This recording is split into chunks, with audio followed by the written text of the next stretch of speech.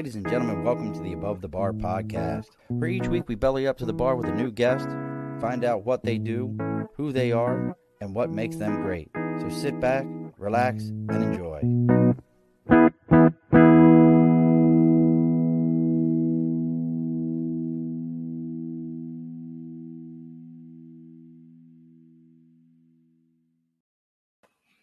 Alrighty, folks, welcome back to the Above the Bar podcast. We're bellied up to the bar today. A little bit of a unique situation. Most of you that are watching us, we are only on YouTube. I did run our Twitch, which is the first time we've ever done that, and I have no idea how this is showing up on Twitter. For those of you that normally watch us on Facebook, we'll figure that whole thing out. I have no idea what's going on. They banned us for a post that I've never seen. The comment said it was from over a post from over a year ago. So y'all might want to start scrubbing your stuff and figure out who's been on your Facebook. You know, grandma went and sent you a picture of her buns, and it was just buns that she made. Next thing you know, old Frogman is going to go ahead and cut you loose. But we have a very special guest right over the right shoulder. We'll get into sticking the cause for a minute, but we brought a legend today. We've had this same legend on before. He is I think I'll make it official now. He is the official bouncer for the Above the Bar podcast, you know, because I think he could be one of the largest humans we've had on the show. I didn't realize how large Calais Campbell was until this past weekend. Yeah, that's a big man. That's a lot of person. Yeah. He is a lot of person. But I figure we have former. We'll go through the whole list. I'm just gonna go through that. Are we still pushing 345 or less? I'm 2X. 2X. I don't know how much I weigh. I just know I wear 2X. So we brought Bennie Anderson back, former Baltimore Raven offensive guard. Went to high school in St. Louis at Cleveland Junior Naval Academy.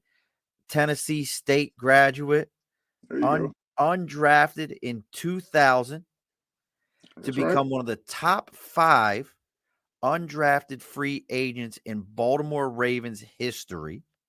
That's right. Played for the Ravens between 01 and 04. Did a clip with Buffalo and a clip with the Dolphins. And now the offensive coach for, is it Westminster? What's the name of the school? Yep, that's it. Westminster Christian Academy. Westminster Christian Academy in St. Louis. He is the offensive line coach. That's correct. And last time we talked, you had just put the wood on somebody. It was like 46-0 last time we talked. Right. But he is bellied back up to the bar with us.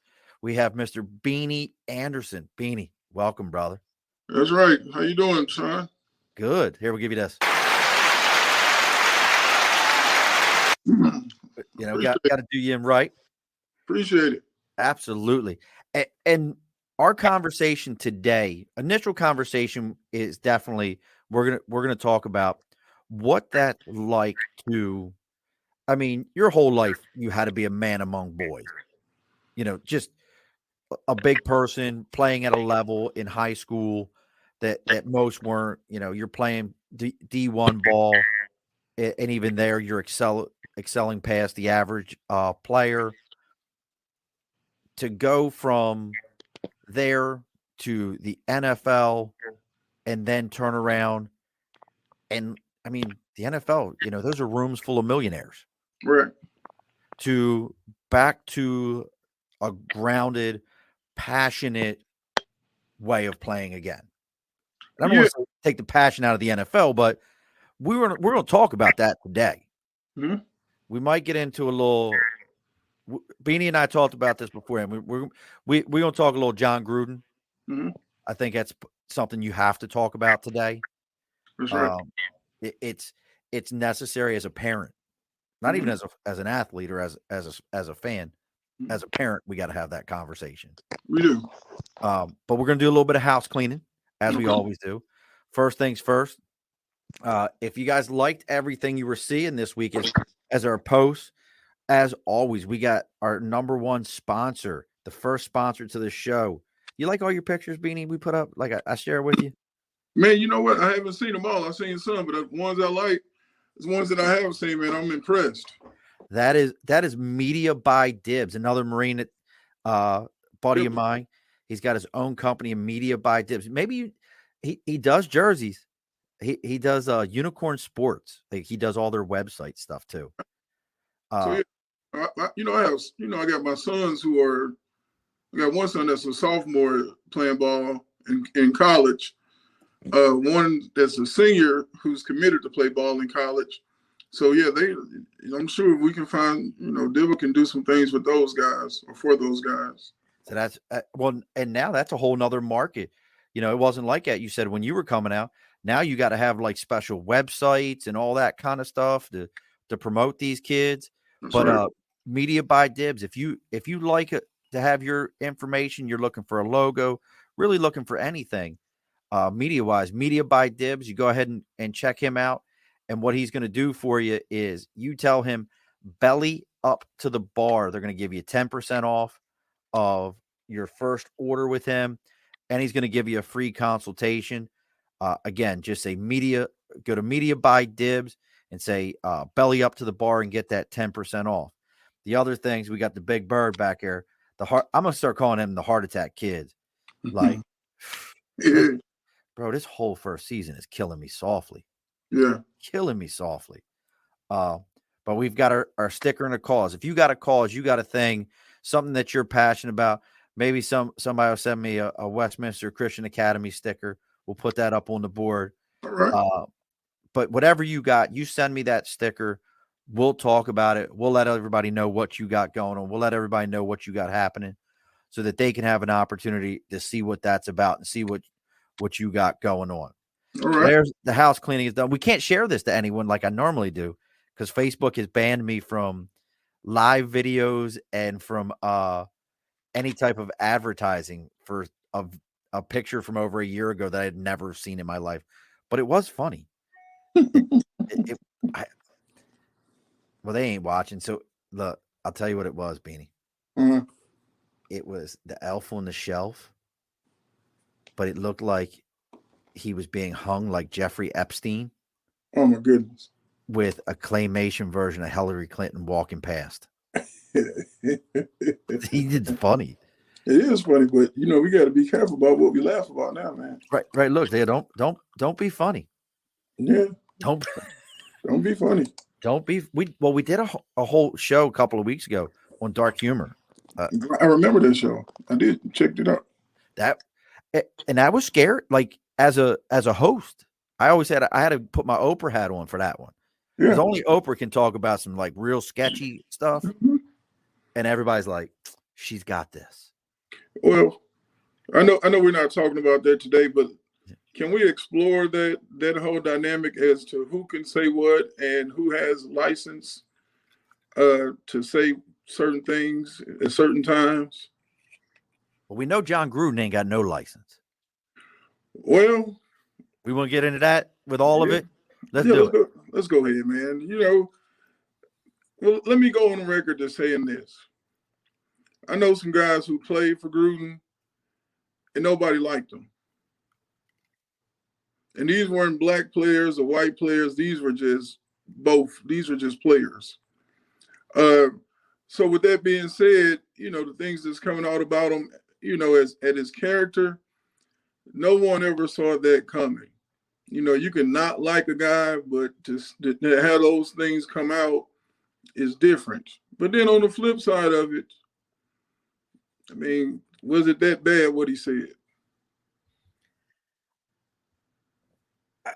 I would say yes. I would say yes. Yeah. So the great philosopher says, he talks about the Zeitgeist. Means okay. the spirit of the age. So the spirit of the age whenever he sent those emails is quite different than the spirit of the age now. Okay. So when he made those comments, and I'm not excusing him at all, I think it's bad. But you got to take into consideration the spirit of the age. This is before the Me Too movement. This is before we really started to see the acceptance of the LGBT community, and to be quite honest with you, some of the words that he used were acceptable at that time that are not acceptable now. So, I mean, it's a lot that goes into it. So I completely understand. Like when we did the dark comedy, we talked about one of my favorite movies of all times is Blazing Saddles. Yeah. You can't make that movie. You cannot make that movie. You can't make History of the World. You really can't make any Mel Brooks films anymore. Exactly. He would be just crucified for it. Yeah. And you really couldn't make most of your Monty Python stuff anymore either. No. Yeah.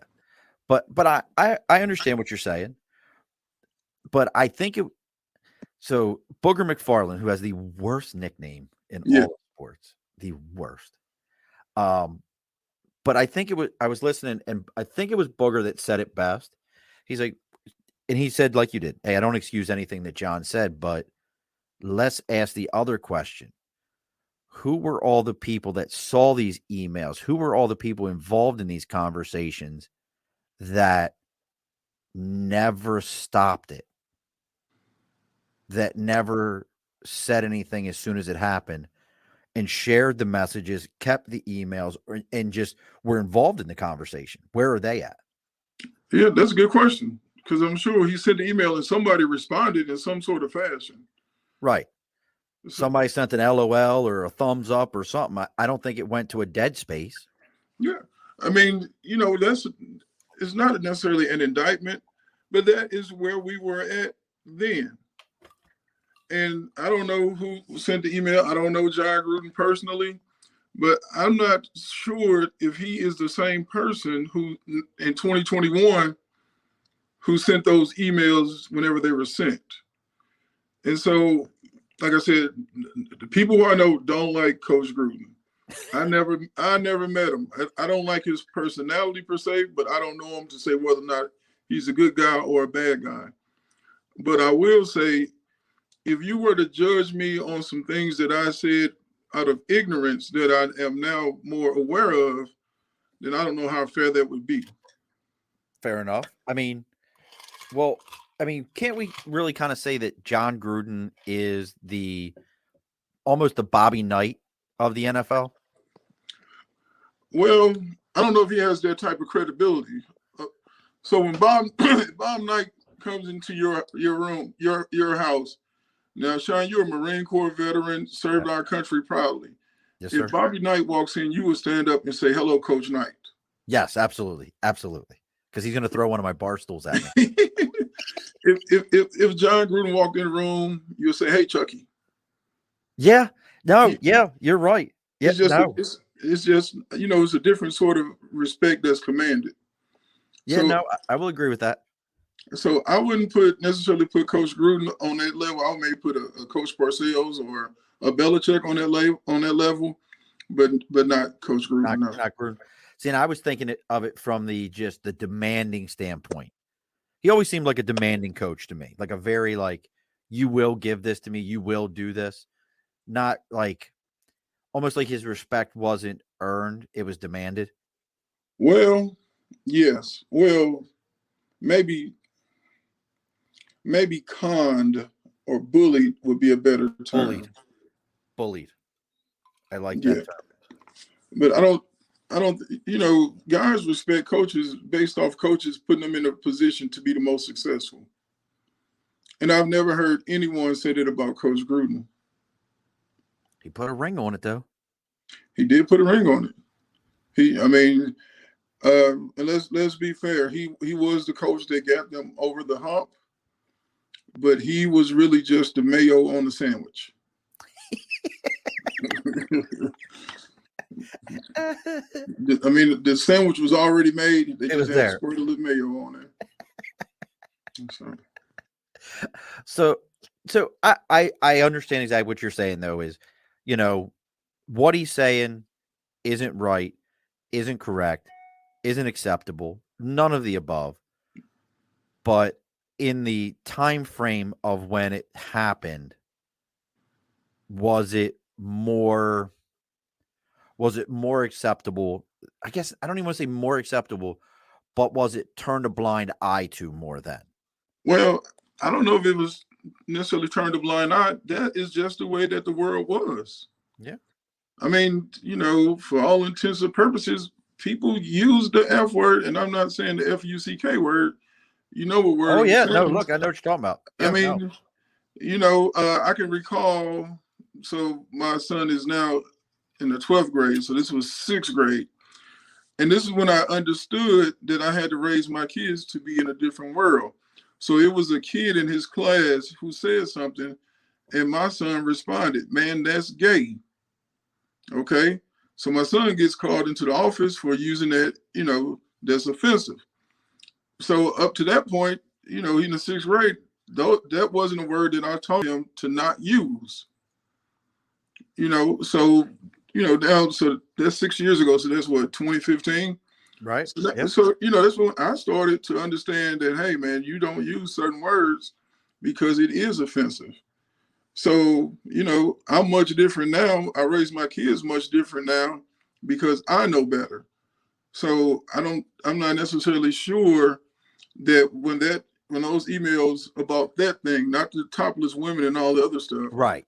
but about that, did they actually see it as anything wrong? Because it's different if you know it's wrong and you go out and do it. But if it's something that's been acceptable for 30, 40, 100 years and you just carrying it on, I mean, it's a little bit different. I understand what you're saying, but and that was a different, the NFL was, and it still is that is the pinnacle. That is American Gladiator, the true American Gladiator Yeah. sport. Until you strap on some lacrosse gear, and then that's a whole nother animal. Right. That changes your outlook on things. Yeah. But it really is. That's what's the saying? It's a 30-mile-an-hour car crash every 45 seconds. Yeah, that's right. And so you have a machismo side to it, and that's almost where it is. It's not acceptable today, and I've seen it. It's interesting to me is I've seen it personally in the corporate world, the worlds that I work out of, where people have, even back in 2014, I watched a young lady, somebody reach back in her Facebook years prior, like high school, 5-6 years prior to 2014, and found a comment that she made that was definitely not meant in a derogatory manner, using a term, and she was talking about the UN. No, she's a Tar Heel fan, so she was talking about the Tar Heels, and she goes, "That's my ends," and used that term and meant it in an endearing way. Somebody found it. She lost her job. Yeah. And That's, I mean, man, look, I got banned today for the Jeffrey Epstein thing that I did nothing about. Yeah. Yeah. I mean, it's a fine line. Well, I don't know even if it's a fine line. It's a line that keeps moving. Yes. As far as what's considered free speech, and what's considered things that should not be talked about publicly, because it's still being talked about. Those innuendos are still being made. It's just now closed doors. And now, unfortunately, things that are said behind closed doors are now being opened. And who knows where this will lead to. And you know what? I want to use that term to kind of transition to you being in the NFL, going from so you grew up in St. Louis. Yep, I grew up right in the heart of the city.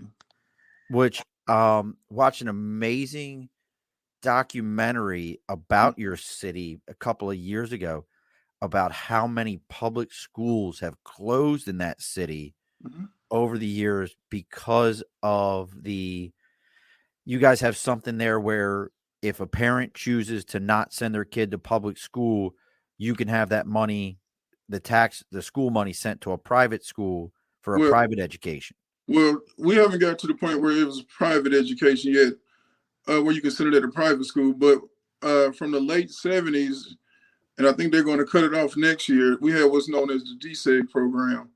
So what it was is where Black students that lived in the St. Louis city could be bused to the suburban schools, right? And then the suburban white kids could be, transported and enrolled in the St. Louis public schools. So on paper, hey, that looks great. But in theory, in actuality, rather, you have thousands of Black kids who went out to the county and hundreds of white kids coming into the city. Math don't work. So what happened is this. Now, St. Louis County in the suburban school districts, man, you got big, beautiful school buildings, wonderful athletic facilities. And this is built on the money that the Black kids brought with them. And along with them coming out to the suburban schools, a lot of things took place and a lot of things happened to those young people that kind of scarred them. Some of them really flourished in that environment, but a lot of those kids were scarred. Education. So I'll give you an example. So we lived, when we moved back to St. Louis, we lived in a pretty affluent area, right? And so and of course, my kids are Black mother, Black father. So, yeah, man, this surprising, right? But so my kids Black, they go to the neighborhood school, right? So you got other Black kids who live in the neighborhood who go, not a lot, it's not a lot of us, but then you had some Black kids being bused in from the city. And so my kids would catch a lot of harsh treatment from teachers and parents. Give you an example. My son wasn't feeling well. He went to the nurse. Nurse says, hey, you can just lay here. I know your parents live almost an hour away and your mom probably can't get off work, so just lay here. My son said, man, we live 2 minutes away. My mom doesn't work. Those type of stereotypes. They had some sort of program where all the kids can earn McDonald's, right? The city kids, the kids were being bused. Their bus ride about 45 minutes away. Okay. So the school says, hey, we'll allow a bus to take you to McDonald's so that you can have food to eat before you get home for the bus ride. No harm, no foul, right? Right.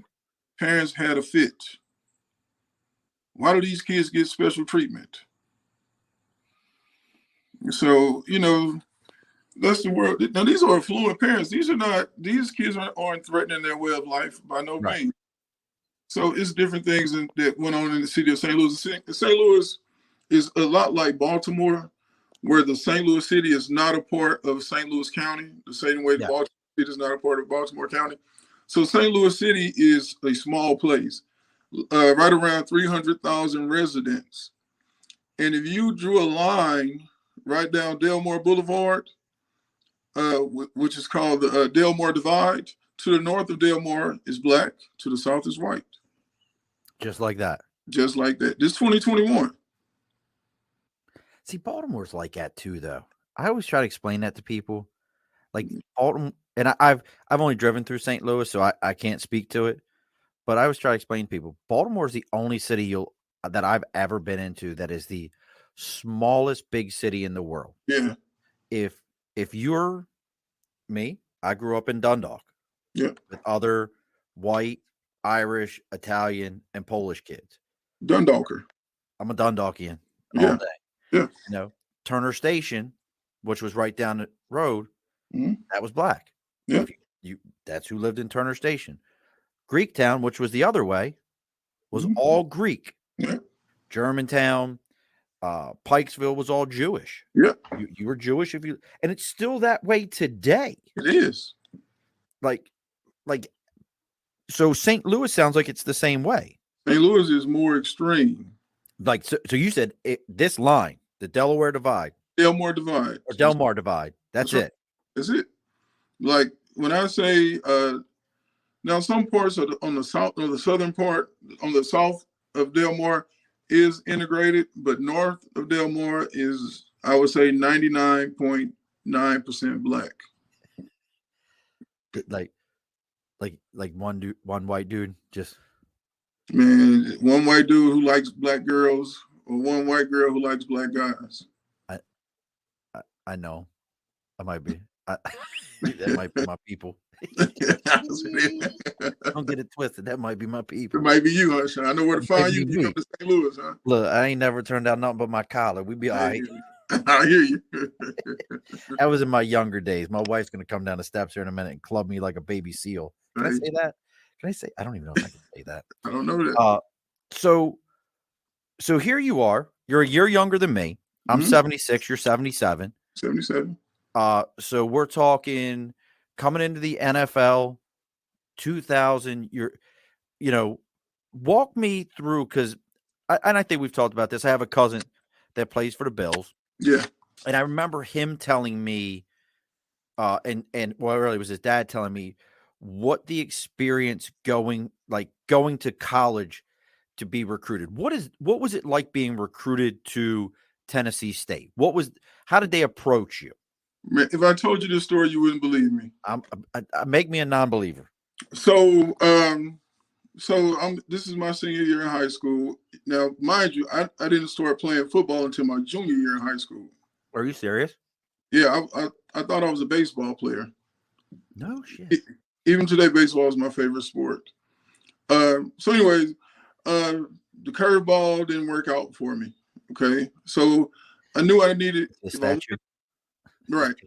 So I had 4 things I wanted to do with my life. Okay. So I wanted to go in the military. I wanted to be a rapper. So I went to Cleveland Junior Naval Academy, which it's a public high school with a ROTC program that's every day. Nice. All right. So I said, okay. But then I grew and I wouldn't be able to make the military weight requirements. So that was out the door. So one of the guys said, hey man, you got the size, you should play football. You can get a scholarship. So went out for football. I literally did not know what a guard, tackle. Well, I knew what the center was, but I didn't know the difference between a guard and a tackle. So anyway, so I started playing my junior year, had fun, came back my senior year.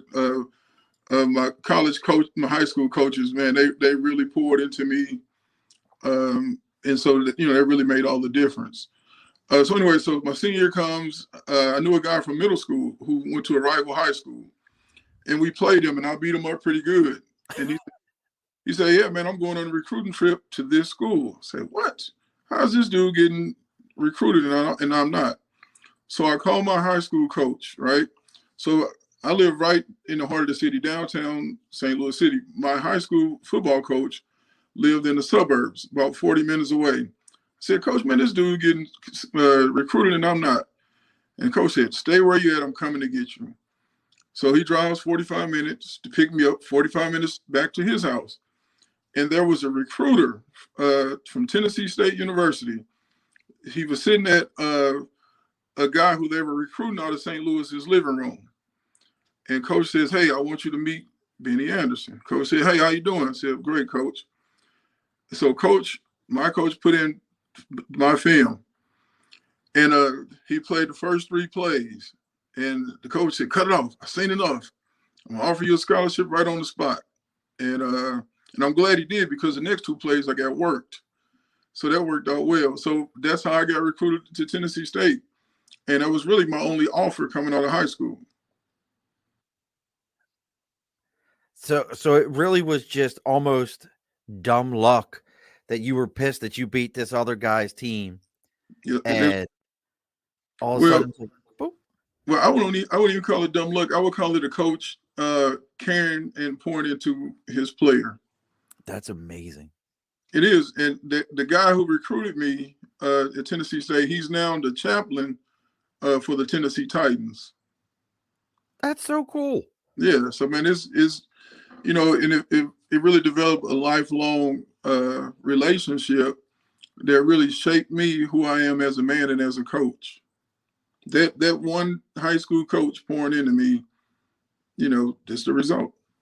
Dude, that's here you are, and I'm thinking about that in what you're doing right now, coaching these kids.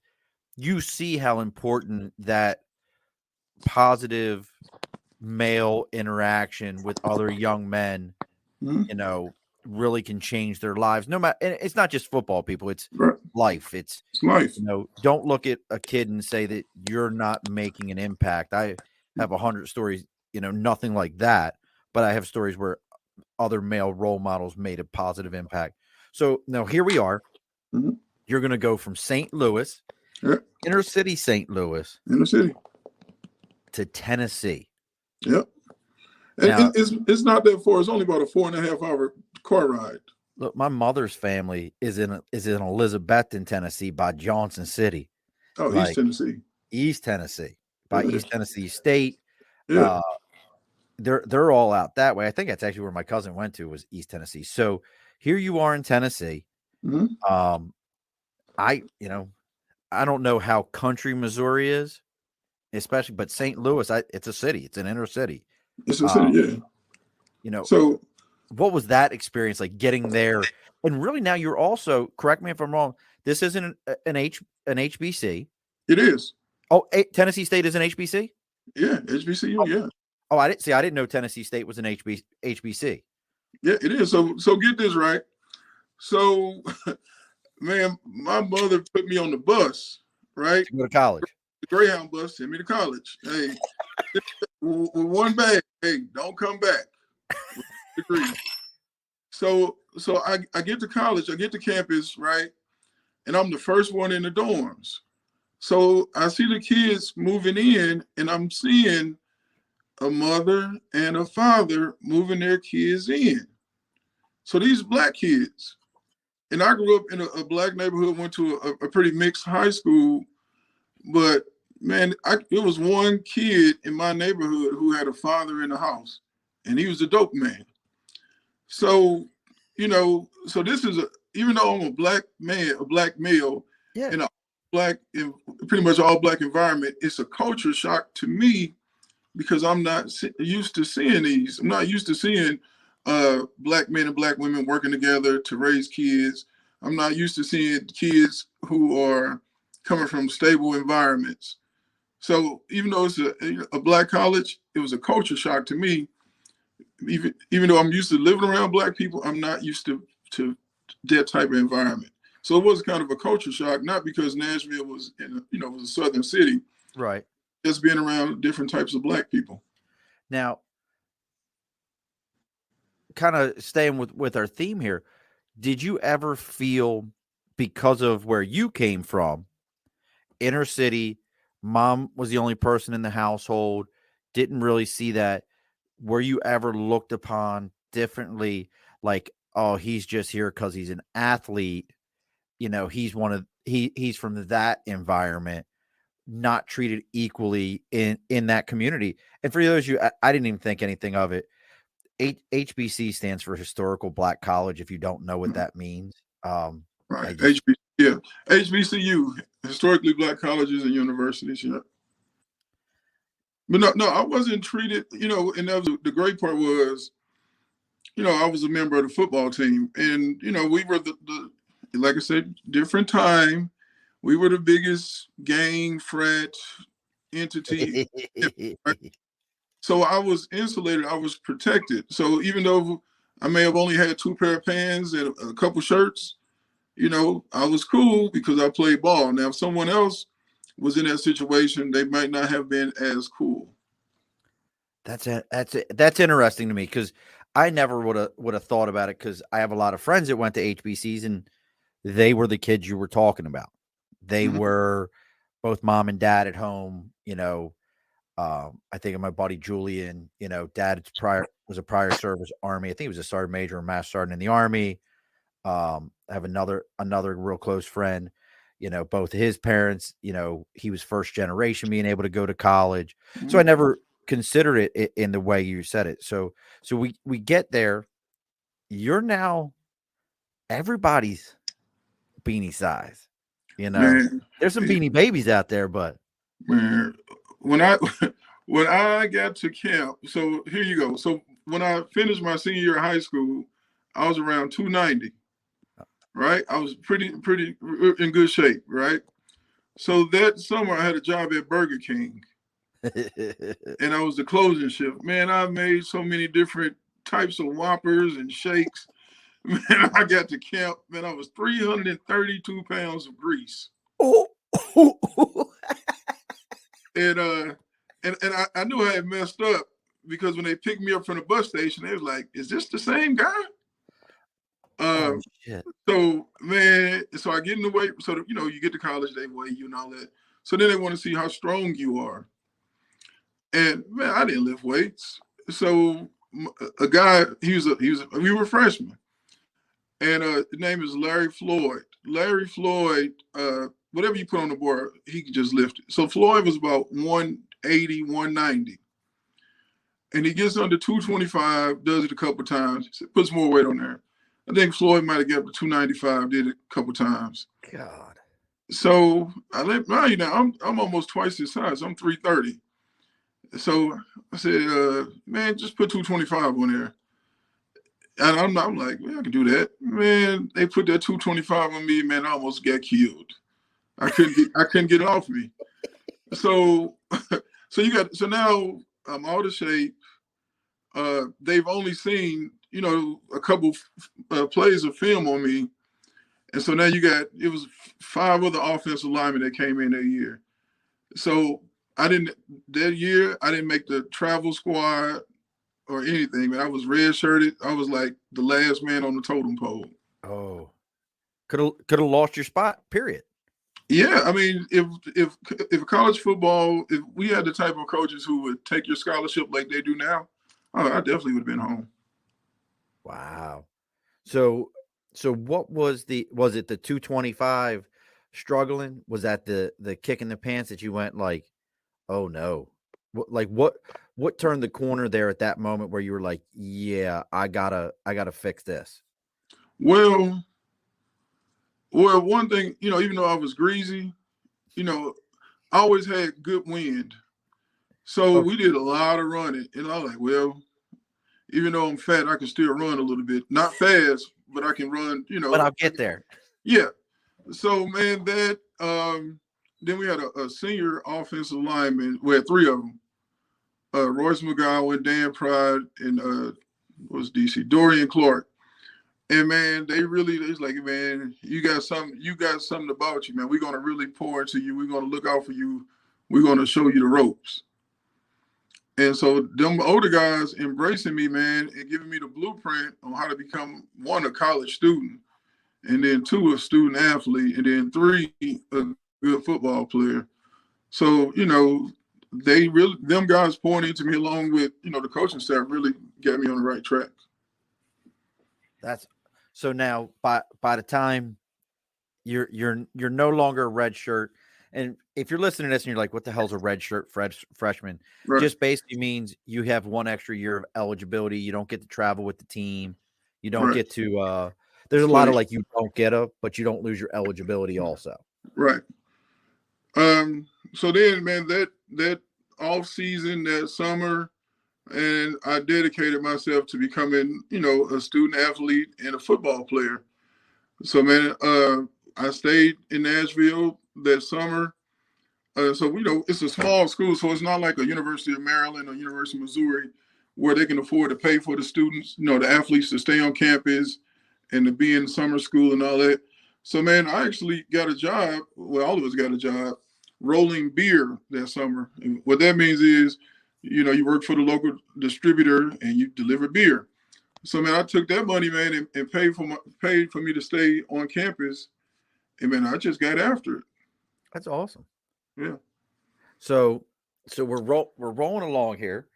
You're at this point, you've really only been playing football 7 years because you're a red shirt. So 7 years of football. No, 3 years.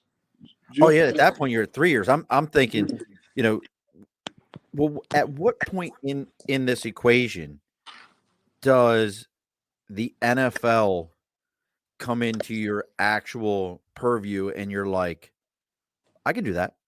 I've got that in my, I can go do that. Where man, did that?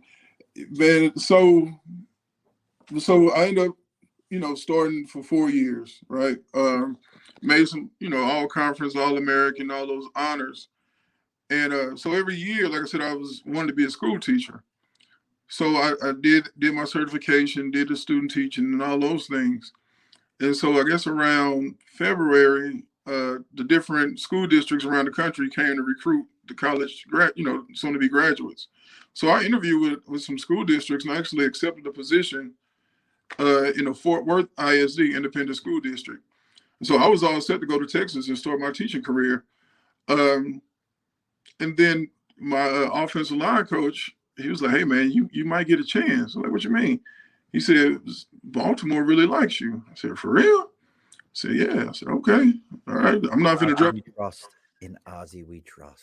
But it was Ozzy. Ozzy had a daughter who played basketball at Tennessee State at that time. Oh, really? Yeah, and we didn't know that was her dad.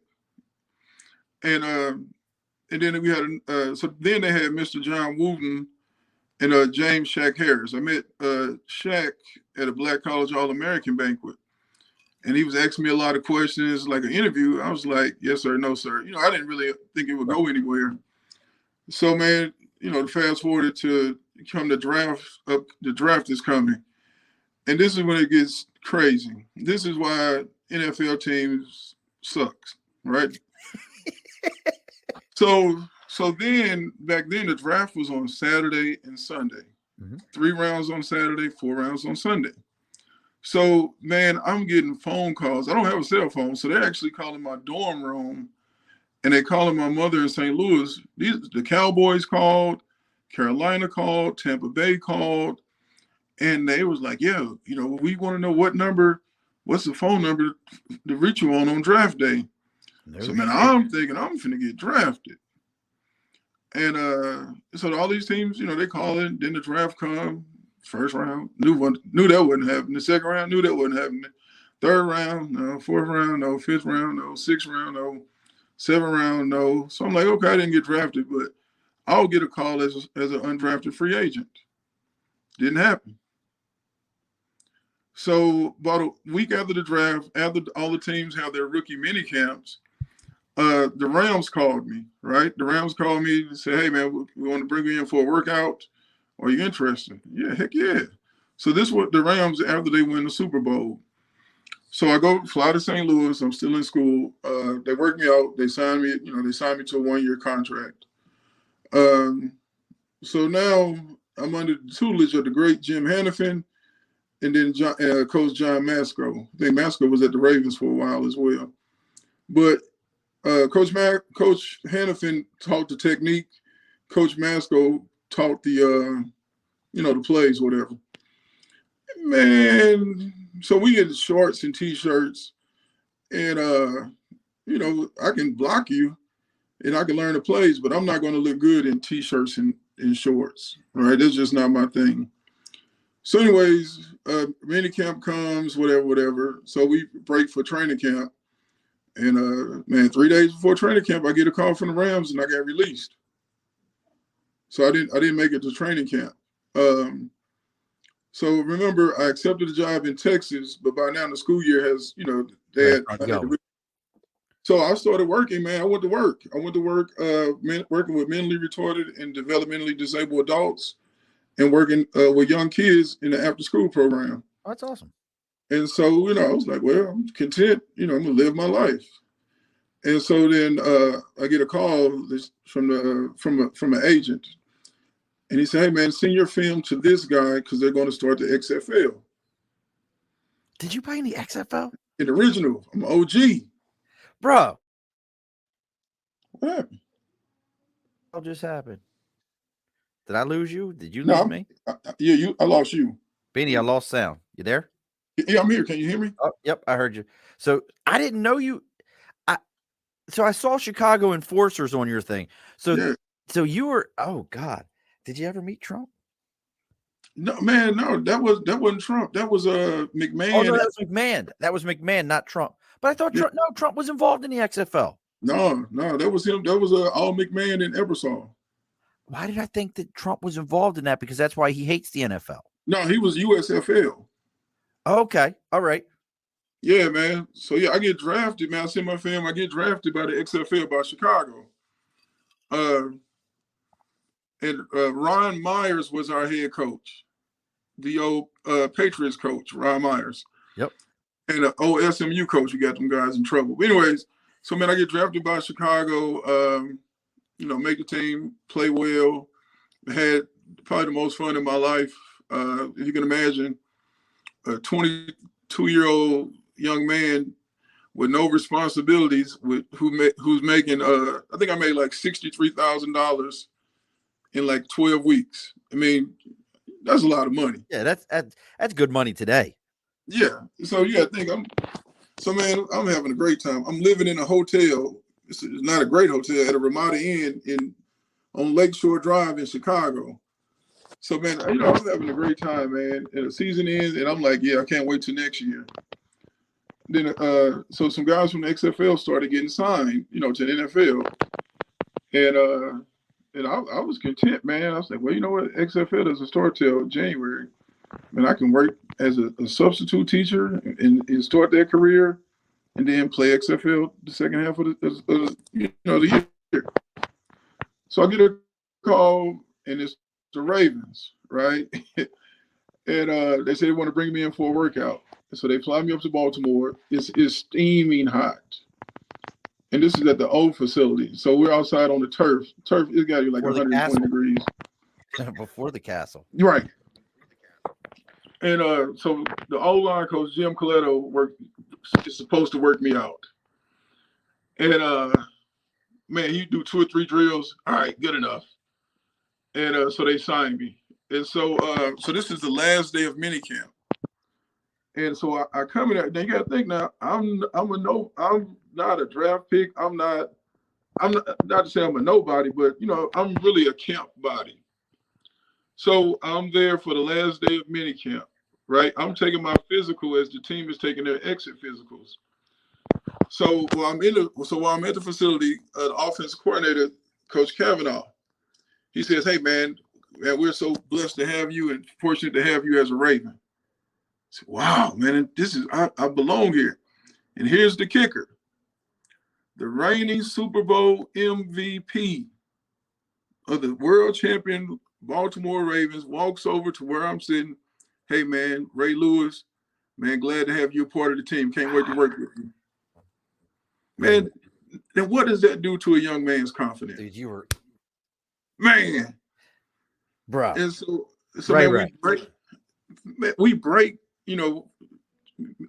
minicamp is over, so we about a 6-week period before training camp. And so Coach Billick and offensive line coach Coletto, they decided to bring me and Damian Cook in a week before camp to work with us.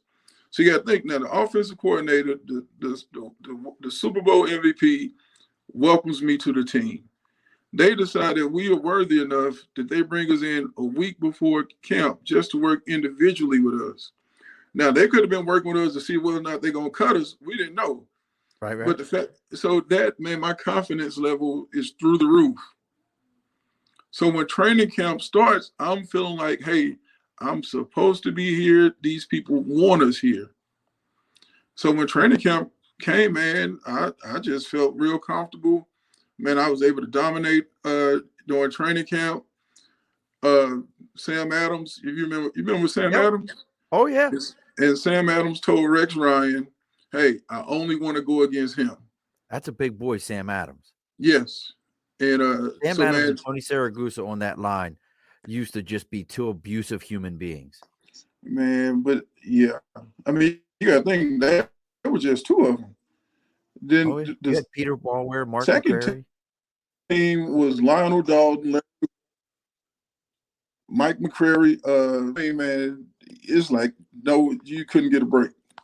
Mm-mm. So anyway, man, so I end up making a team, and I'm content. Like, well, not content, but I'm happy to be there. Right. And so first game comes along. We're playing the Chicago Bears at home. So I get it. So at this point, my fiance, well, I don't know if she's fiance, whatever. I got a baby on the way, right? And so I get the phone call the day before the first game. I'm going into labor. So I go find Coach Billick. Say, Coach, man, she going into labor. He said, hey, if you gotta go, you gotta go. But we really need you here.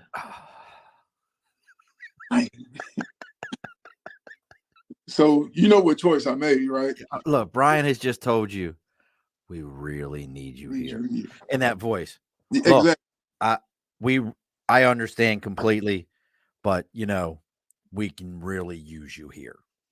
And man, and so I end up staying. And this is the type of organization. Well, the two things I learned that day: one, that the NFL is for real, and two, that the Ravens are first class.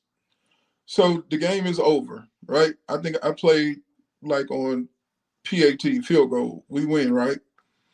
So Coach Billick brings the team up. He has a ball in his hand. I want to give this ball to Bennie Anderson. He just had a baby. I really try to force him to go home, but he really wanted to be here. So I said, Billick is a slick dude. Oh, yeah. So, man, they rushed me to the airport. I'm on a bus with the referees. And so this when I realized, so wait a minute. If the game was over at 3, I was on the bus at 3:30 with the referees. Wow. And so what I realized, I never even seen these dudes leave the field. The referees have such tight security. They have a police escort to the airport, through the airport, onto the plane. So, oh man, and that's when it dawned on me, man, this is for real. There's a lot of things are at stake with these games. A lot of moving parts. A lot of moving parts that you would never see. So, anyways, man, so this is 9901. So, wow. So you leave a hospital after 2 days. 2 days later is 9/11. Yeah, 9/11. So God bless that day, and all the people who are affected, all of us are affected, but the ones directly affected. And man, so I couldn't go back to Baltimore because you couldn't catch a plane, any of that. Couldn't get there. So in order to get there, guess what the Ravens did, man? Sent a car. Sent a limo. Baller. Man, I was a baller, but I almost had to drive the limo because the limo driver was falling asleep. So I'm like, hey, man, do you need me to drive and you can get in the back and sleep? No, I'm good, dog. Don't worry about it. Yeah. So, yeah. So, yeah, man, that was my Baltimore, getting the Baltimore story. Man. So you play 01 through 04 in Baltimore. Mm-hmm. Pure curiosity, just because I want to know. Anyone, and look, I know ain't no grown man gonna say I didn't want to face this person or that person, but some of the best stuff to ever come out of that era is things like Eddie George saying that getting hit by Ray Lewis was like getting a baseball bat across the chest, or when Ocho Cinco thought he was going to blindside Ray, and Ray tattooed him, and that man came off the field going, I tried to hit Ray. He hit me back. Was there ever somebody as an offensive lineman that you took extra reps during those days to prepare for, either a swim move or, the way they could talk, anything like that you knew, like, hey, this guy's going to come different than the average? Man, don't get me wrong, there's a lot of great defensive players now, but I think I may have played in one of the best eras for defensive players, especially in the old AFC North. Well, were we the North then? Where were the AFC we were? Still the North, because we still played Tennessee twice, because it was still a 5-team division. Yeah. And so Tennessee had like 7 or 8 guys who all looked the same. And so you knew with Tennessee, because, some teams back then, you either had a big run stuffer in the middle, right? Or you had a quicker guy. So you can kind of, do your practice based on what you were going to face. Tennessee had guys who were not necessarily overpoweringly strong, and not necessarily over quick, but they were a good combination of both, and they had a whole lot of them. Well rounded. Yeah. So those guys were always tough. They had a guy in Pittsburgh, Chemo von Olenhoff. Okay. He had we call it the Chemo Club. And he'd catch you leaning one way, then he'll just club you upside your head, you go flying. So, so that was something. Did you play against the Keo Spikes? Yeah, man, I just beat up on Spikes, man.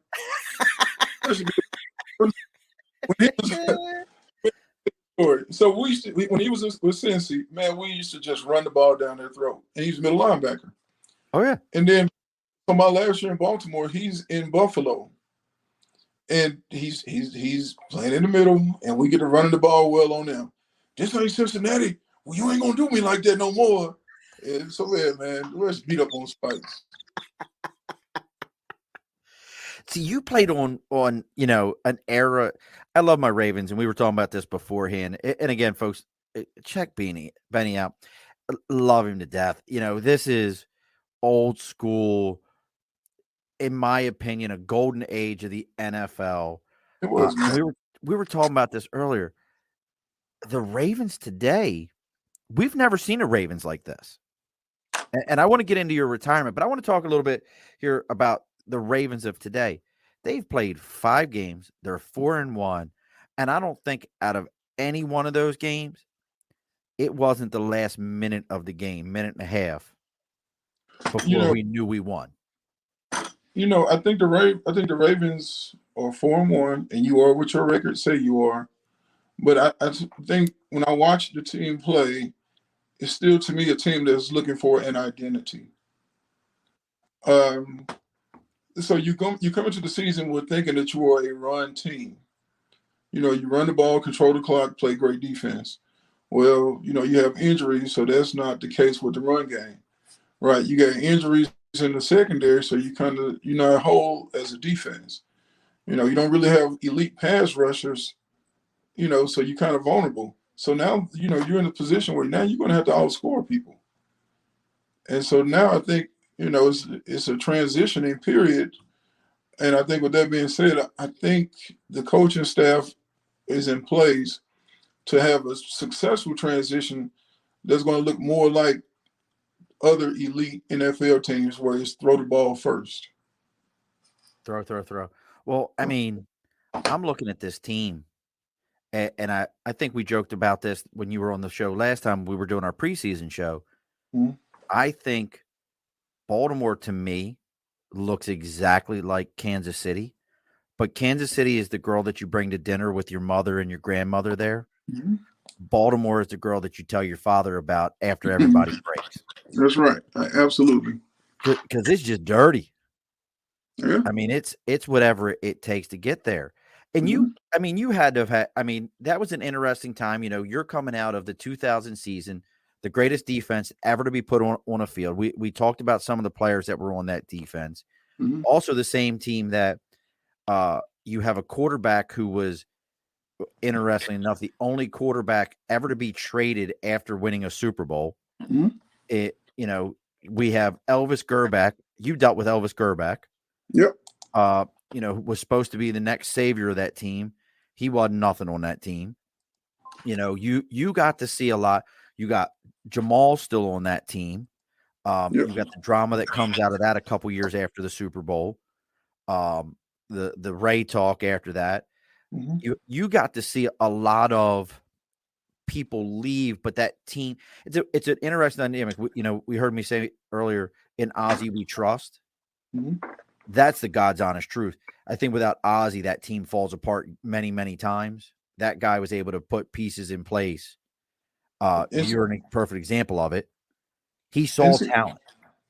Well, let me take it a step further. Take it a step. No doubt. He's a great evaluator of talent. Don't get me wrong. But I think we can all see talent, right? But I think Ozzie is great at is evaluating people.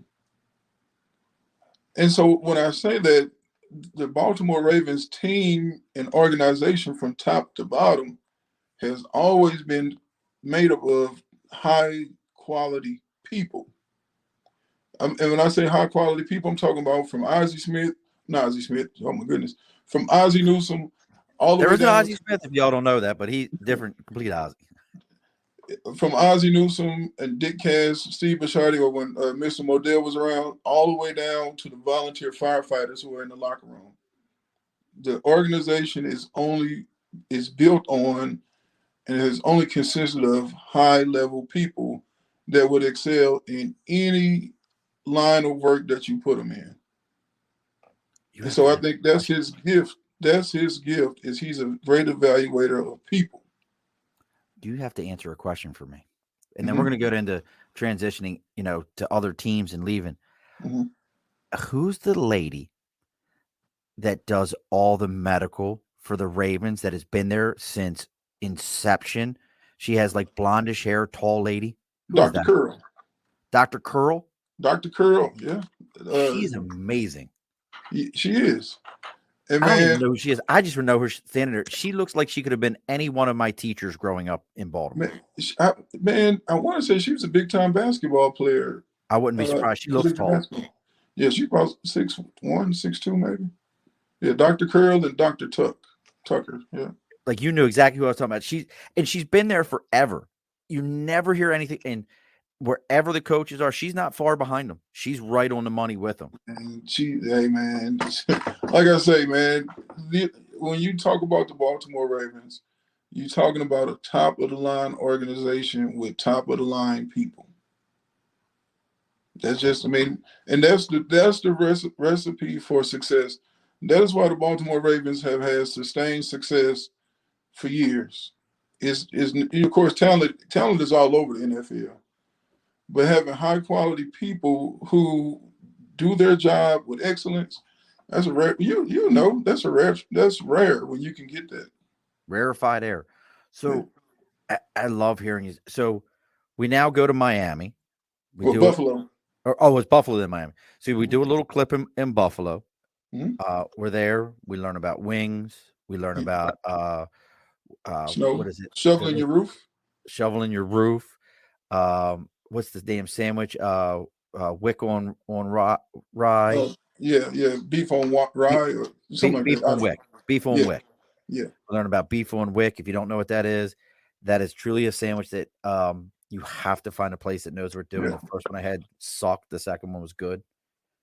Then we're down in Miami. We're sunning ourselves. Get injured. Get injured. Yeah, man. So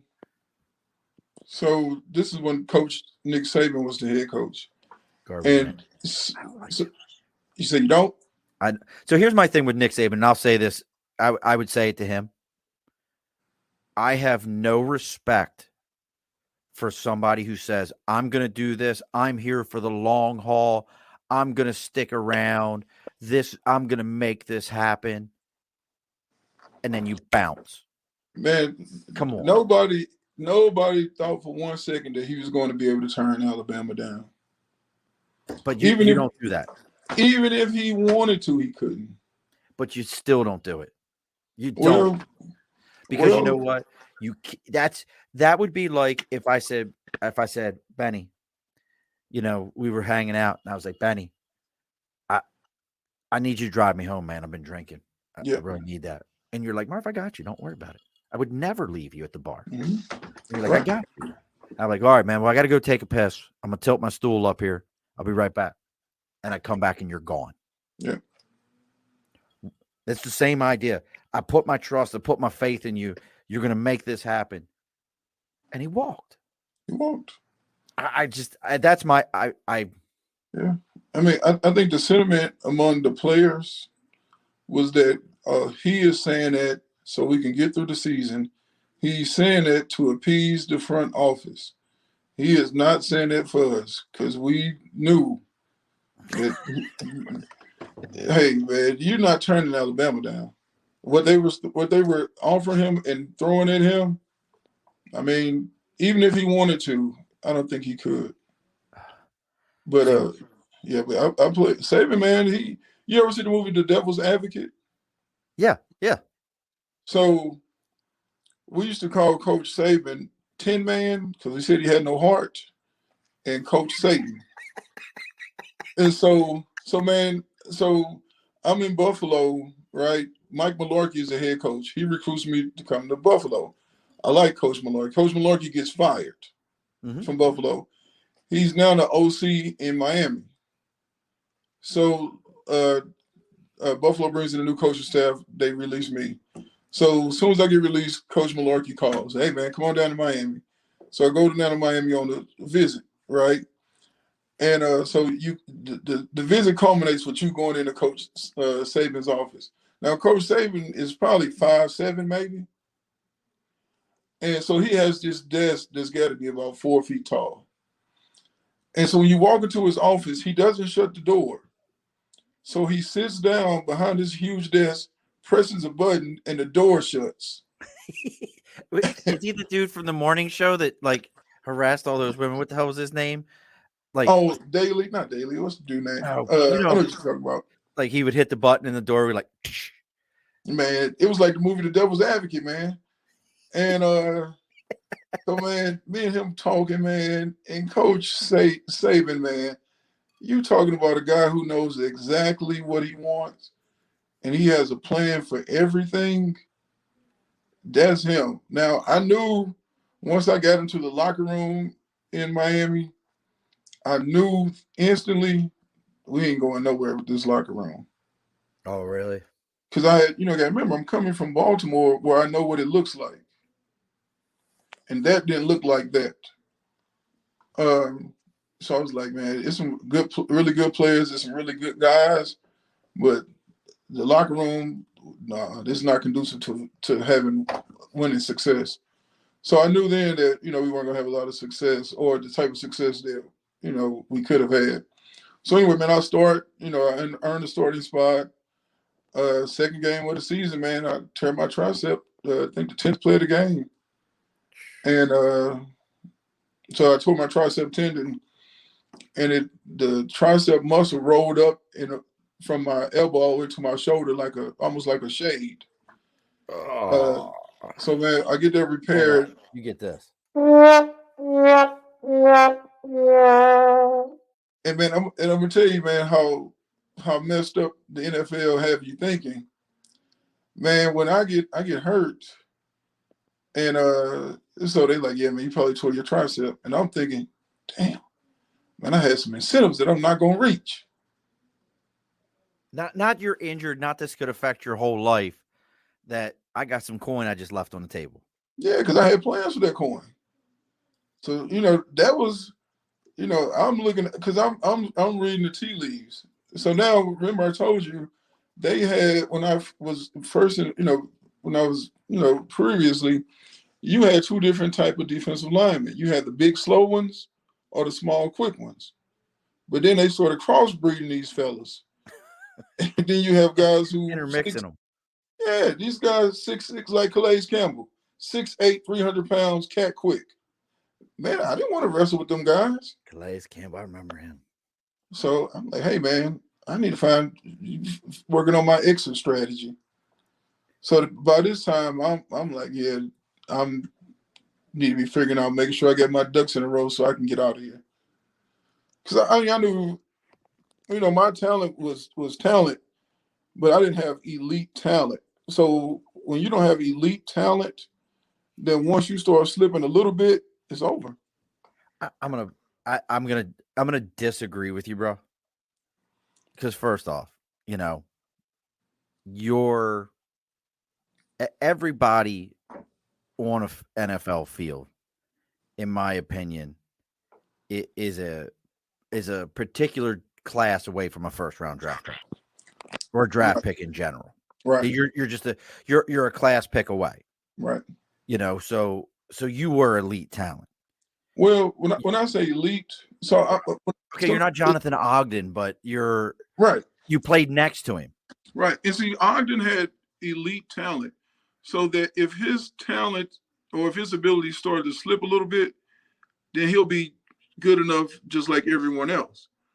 But okay, that's what you're saying. You know what I'm saying? So that's why you see guys the difference between guys who can play 7, 8 years and guys who can play 12 and 13 years is once those guys have elite talent. And once their talent starts to slip, they can still get by because now they're on the same plane as everyone else. All right. But if you start on the same plane and you slip a little, then then you're gonna be a 6 or 7 year guy if you're lucky. And that kind of answers Tim's question, which was, what was your decision to step away from the NFL, or why was your motivated factor behind taking the position you have now? So now you finish up. Mm-hmm. Was it right away we're moving back to St. Louis? Well, so yeah, I remember I'm living in Miami. Miami. So my wife, that's right. My wife, and we went to middle school and high school together. And so she, we got the kids. It's like, well, the grandparents are there and we're the only ones here. I've been following you around. I want to go home. Like, well, I guess we go home. So we moved back to St. Louis. I sat around for about a year, getting super duper fat. I was 420 pounds, man. Oh, good Lord. Man, good Lord, son. What have you been eating? So that was the wake-up call. Man, we had went on the family reunion to Los Angeles. And so I said, man, it'd be fun to drive. So while in LA, man, I had in and out breakfast, lunch, dinner, and late night snack. All right. And so, man. Monster style? Did you go monster on all of them? See, people know about the triples, but I went for the quad, the 4x4. 2 of them. And oh man, I went all in. And man, it's something I said, man, I feel kind of bloated just on the ride back. So you stop at the truck stops and they have a scale in the bathroom. Man, I got on that scale. Look, said 420. Sheesh. And then after that, man, I said, man, I can't live like this, man. So that's when I started. Anyway, man, so that was 07, man. Then I decided, man, I got to get off the couch and live life. And so, man, I started. I had my degree and certification in teaching. So I took a teaching position at a middle school, teaching history, 7th graders. Oh, nice. Man, I love the kids, but I hated it, man. I was like, man, this is a joke. The education system is broke. I mean, just broke. So, man, I took a year off and said, man, I don't want to do this. So I ran into a guy who I grew up with, and his wife was a principal at a school, Live for Life Academy here in St. Louis. He said, man, you should go down there and help my wife out. I said, man, I don't know, man. So anyway, I went down there, man, and fell in love with the place. And I credit that school. You talk about schools saving kids, and helping getting the kids on the right track. But man, working in that environment with those people and with those young people and those families, they really did give my life a new purpose. And so, that really helped to get me focused and on a positive track. Being able to have a daily impact on some kids and some people and families that may have, would typically get overlooked. So, man, about the school. Well, tell me about this school. Was it? You said it's called Live a Life Academy? Lift for Life Academy. Lift for Life Academy. So, right. So what made it a special school? It was the first charter school in the city of St. Louis. And so, with that being said, we had a lot of freedom as to what we did with the curriculum, what we did with the students. And so you really got to know the students and the families on a level that you wouldn't typically get to know in a traditional public school setting. So what I mean by that is, man, the students had my cell phone number, the parents had my cell phone number. It was just a different dynamic, man. You had kids who wanted to learn, kids who didn't. But you can pull a kid aside and say, hey, man, look here. If you don't do this, I can promise you this is what's going to happen. And then when they didn't listen and what you told them was going to happen, you still had enough reign where you can go in there and pull them off this situation. Oh, nice. So, from that aspect, man, it really helped to give my life purpose. So how many years were you there? So I was there for 8 years. And so, like I said, I have sons, and they started playing football at Westminster Christian Academy. And it's a private school, and it ain't cheap, right? So NFL money ain't there no more. Hey, man. Hey, even with NFL money. So it wasn't cheap. hey, man, I felt that every month. So man, I started coaching there because I always wanted to coach my kids. So I'm coaching there, man. I really like the coaching staff, the people there. And so the head coach, the guy who's the head coach, he's now one of the principals. And the teaching position came open. And I was like, man, I like where I'm at. Right? I said, I don't want to do that. He said, well, you know, it comes with a 75% break on tuition. So where do I start? So, you know, man, they ended up making me an offer. I just couldn't resist. And I mean, and I'm thankful for it, man. I love the environment. It's a totally different dynamic. I'm teaching students who I mean, some of the baseball Cardinals children. Oh, wow. I hope I can say this, but I got one of the members of the Isley brothers. Son is in my class. So I'm dealing with that type of environment. A completely different dynamic of students. Environment, but what I've come to know is the kids have the same needs. So no matter if you are your social economic status, whether or not you dirt poor, whether or not you got drug addicted parents, or whether or not your parents live in a $4 or $5 million mansion, all of these young people are at risk. Some people have more buffers, more things in place in case they fall to bad habits or to risk. But these kids are all at risk, and if America doesn't wake up and recognize that all of these kids are at risk, and that all of these kids are our best hope for the future, we're in trouble. We're what is it? Sowing our own seeds of disaster. Absolutely, you reap what you sow. And man, we turn these kids loose to television, not even television. These kids don't even watch TV anymore. No, Mike. I promise you, my kids. I try to be like, hey, come check this show out with me. It's a good show, and they're like, I'm not watching it. Dad, I'm watching a YouTube video. I'm watching, this, watching that. Yeah, my kids. 30. Man, so when you and I were in school, if we knew we had a movie day, we were all in it. Now, when you're showing educational clips, 30 seconds is as long as you can go. Other 30 seconds, you lose them. They're done. You got to stop it, talk through it, then you can show some more. But 30 seconds is all you get. No, I mean, I've always said I blame that on the Vine. Remember? Do it for the Vine. Yeah, do it for the Vine. Got to do it for the Vine.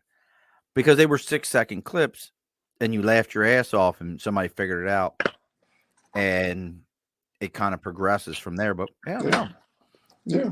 Like I give you all the credit in the world. I raised young men in the Marine Corps. I've always believed that I was responsible for, somebody's baby and raising young men. But I'll tell you right now, I used to go into those schools and watch those teachers. And in Pennsylvania, I'll be damned, Benny. I'll be damned. You won't talk to me like that. No. But man, let me tell you a funny story. So when I was with the Ravens, man, I was active in Teach for America. Okay. And so every year they would have like Teach for America week, where they were bringing like celebrity teachers or whatever. And so, man, I went to Northern High School. Was it Northern? Yeah, in Baltimore City.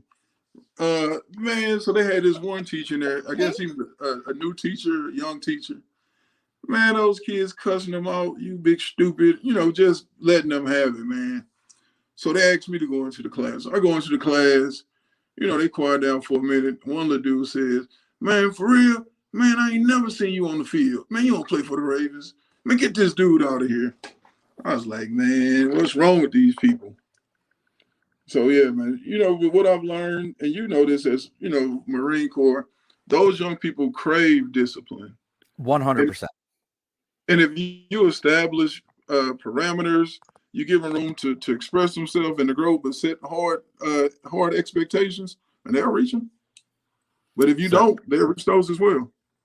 You'll like this story as we're getting ready to put this together. I was at, you ever heard of North Penn High School in Pennsylvania? Yeah. So that was one of the schools I was responsible for, was North Penn. And for folks that don't know it, it's the largest high school in the state of Pennsylvania, graduates over 1,000 kids a year, right? And was the birth of kind of the ESPN going and interviewing high schools and doing documentaries. They did one on them. I don't even think you can find the documentary anymore. I've looked for it. The original high school head coach got fired because he was out there cussing them kids out. And this was like late 90s.